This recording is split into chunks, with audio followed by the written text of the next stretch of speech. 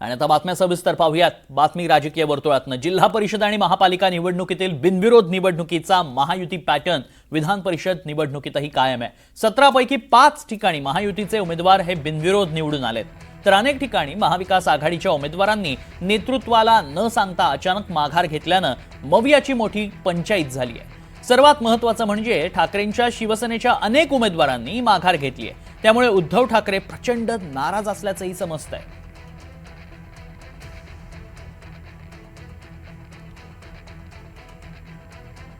चला जाणून घेऊयात कुठे कुठे बिनविरोध निवडणुका झाल्यात। ग्राफिक्सच्या माध्यमातून त्यावर एक नजर टाकूयात। रवींद्र फाटक ठाणे बिनविरोध, अनिकेत तटकरे रायगड रत्नागिरी सिंधुदुर्ग बिनविरोध। तिकडे पुण्यामध्ये विक्रम काकडे तर यवतमाळचे दुष्यंत चतुर्वेदी तसंच वर्धा चंद्रपूर आणि गडचिरोलीमध्ये अरुण लाखानी बिनविरोध निवडून आलेत।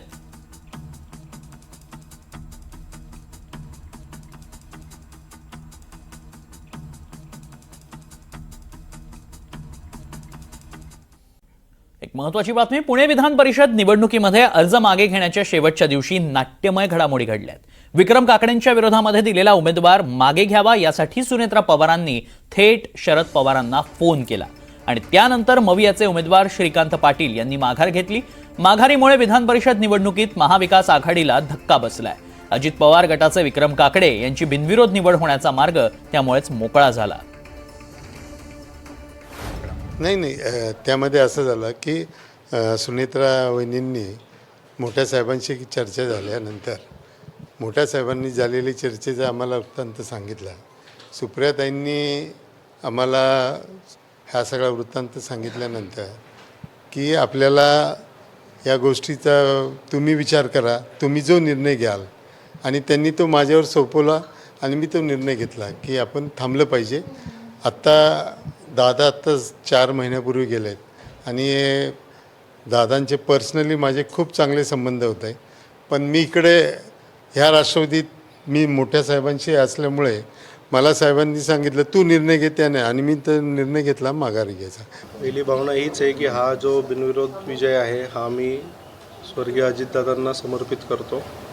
आज ते नाही आहेत आपल्यामध्ये, असते तर त्यांना सर्वाधिक आनंद त्यांनाच झाला असता। त्यानंतर मी आमचे पक्षाचे राष्ट्रीय अध्यक्ष आदरणीय सुनेत्रा वहिनींना आभार मानतो त्यांचे की त्यांनी ही संधी दिली मला।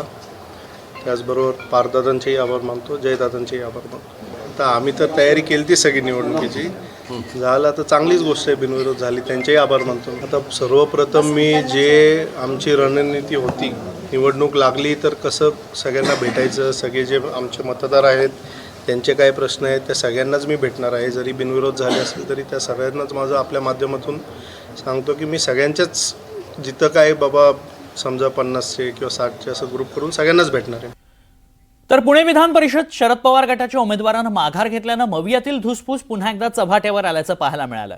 शरद पवार गटानं मित्रपक्षांचा विश्वासघात केल्याची भावना काँग्रेस पक्षाकडनं व्यक्त करण्यात आली। महाविकास आघाडीतल्या इतर पक्षांना विश्वासात न घेता शरद पवार गटाच्या उमेदवारानं माघार घेतल्यानं काँग्रेस पक्ष नाराज आहे।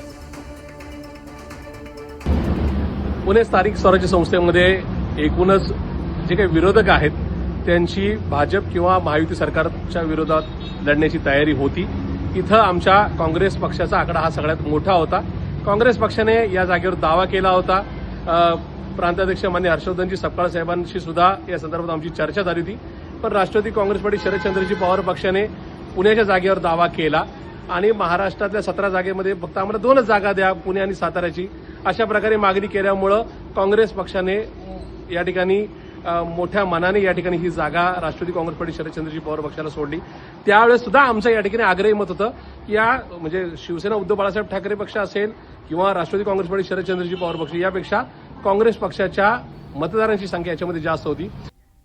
बातमी यवतमाळमधून। यवतमाळ विधान परिषदेतही महायुतीचा विजय झालाय। शिवसेनेचे उमेदवार दुष्यंत चतुर्वेदी बिनविरोध निवडून आले। यवतमाळ विधान परिषद निवडणुकीत महायुतीला मोठं यश मिळालंय। शिंदे सेनेचे उमेदवार दुष्यंत चतुर्वेदींची बिनविरोध निवड निश्चित झाली आहे। उमेदवारी अर्ज मागे घेण्याच्या अंतिम दिवशी भाजपचे बंडखोर उमेदवार नितीन भुतडा यांच्यासह इतर सर्व उमेदवारांनी नामांकन मागे घेतलं, त्यामुळे निवडणुकीची गरजच उरली नाही।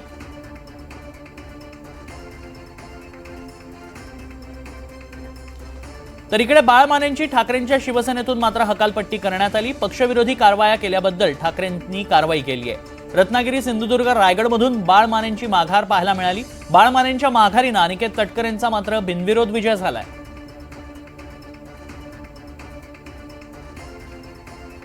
सांगली, साताऱ्यातही निवडणुकीत काँग्रेसनं माघार घेतल्याचं पाहायला मिळतंय. काँग्रेसच्या दोन्ही उमेदवारांनी अर्ज मागे घेतलाय. नगरसेवक संजय मेंढे आणि मयूर पाटील दोघांनी अर्ज मागे घेतला. सांगली, सातारा विधान परिषद निवडणुकीत महायुती विरुद्ध महाविकास आघाडी लढत होणार आहे.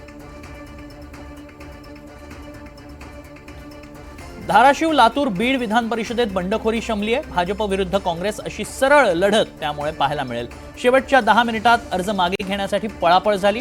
ठाकरेंच्या शिवसेनेकडून संजय मुंदडा आणि सचिन पवार यांनी अपक्ष उमेदवारी अर्ज दाखल केले होते. भाजपच्या अपक्ष उमेदवार अर्चना गंगणे यांनीही अर्ज मागे घेतला. आता महायुतीकडून भाजपचे बसवराज पाटील निवडणुकीच्या रिंगणात आहेत, तर महाविकास आघाडीकडून काँग्रेसचे महेश देशमुख निवडणूक आखाड्यात आहेत.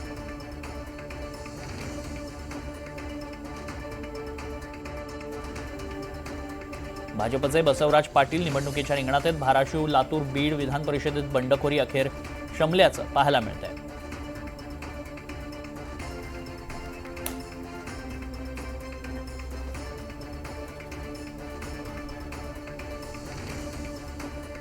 पुण्यात पुढच्या बातमीकडे. काँग्रेसकडे संख्याबळ नाही, हरण्यासाठी लढायचंय का असं म्हणत महसूल मंत्री चंद्रशेखर बावनकुळेंनी काँग्रेसला टोला लगावलाय. महायुती 17 जागांवर निवडून येईल असा विश्वास बावनकुळेंनी यावेळी व्यक्त केलाय.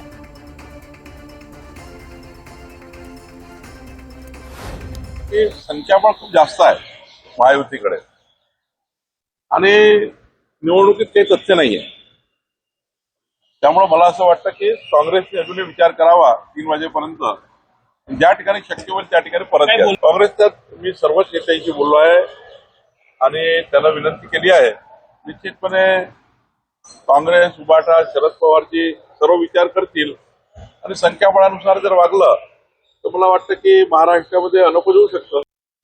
मला विश्वास आहे की ज्या ठिकाणी लढण्याची स्थिती नाही आहे, शेवटी हे निवडणूक संख्याबळावर आहे. संख्याबळ महत्वाचं असतं, पब्लिक निवडणूक नाही आहे. ज्या पक्षाचे जेवढे सदस्य त्या पक्षाचा विजय, आणि त्यामुळे चित्र स्पष्ट आहे. काही ठिकाणी नागपूरमध्ये स्पष्ट आहे, भंडाऱ्यामध्ये स्पष्ट आहे, चंद्रपूरमध्ये स्पष्ट आहे, अमरावतीत स्पष्ट चित्र आहे. महाराष्ट्रामध्ये 17 सीटवर चित्र स्पष्ट आहे की भाजपा महायुती निवडून येणार आहे.